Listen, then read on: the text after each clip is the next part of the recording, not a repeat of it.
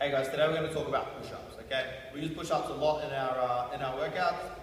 So I'm going to show you how to progress, if you're not so good at push-ups, how to progress into a full push-up on the toes. Push-ups, probably one of the oldest exercises, and I'm sure anywhere you train, if you have trained before, you've definitely done push-ups, okay? They use them in the police force and the fire brigade as part of a strength test, and we use it as part of our testing inside the gym every 6 weeks or 8 weeks to see how we're progressing in our strength, okay? So it's a great exercise, core and obviously upper body exercise. The most push-ups I've seen inside the gym in our testing, we usually do 2-minute push-ups, as many as you can do. The most I've seen on the toes is about 108 push-ups. So you can see it is possible to do a lot of push-ups in a short amount of time, as long as you're building the strength, ability, the technique correctly, okay? So that's what we're going to work on today. This week in our Wednesday metabolic or hurricane session, we did 60 push-ups. And then today in our strength session, we're doing 45 push-ups. So you can see over this week, we've done 100 push-ups in our workout. So it's definitely important to learn how to progress through those. Common mistakes I see. So first I'll address some mistakes, and then I'll show how to progress from an easier push-up up into the full push-up on the toes. Common mistakes that we see is hands too wide, elbows going out, and kind of tucking that head into the push-up. As you can see, I'm not really getting my chest down, I'm just faking it with my head. Reason for that is probably a lack of strength, upper body strength and core strength, and you don't want to get to that point of no return, so that point where you get down low that you just can't stop yourself and you hit the ground. Other common mistake I see is hands in the right position, but as you go down, those hips are sagging and then you go into like a half push-up. Same thing, you're probably lacking a bit of core strength, a little bit of upper body strength is the reason why you can't do that, so you're compensating.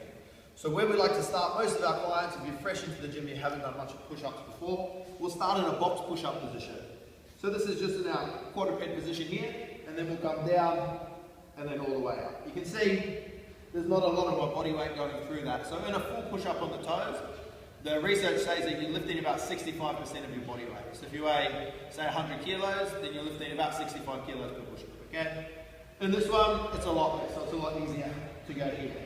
Next step from here is just walking the hands out a little bit, so we're into like a full push-up or on the toe, on the knees.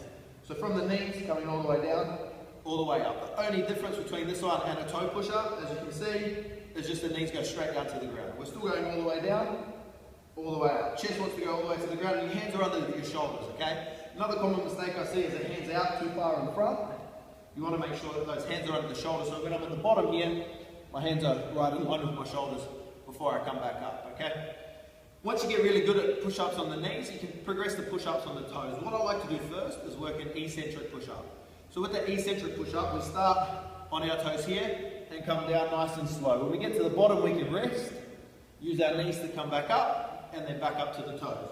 Work on nice and slow on the way down, knees to the ground, drive back up. Okay, once you get good at the eccentric push-ups, you can do, say, maybe 5 to 10 eccentric push-ups, then we want to go for the full push-up.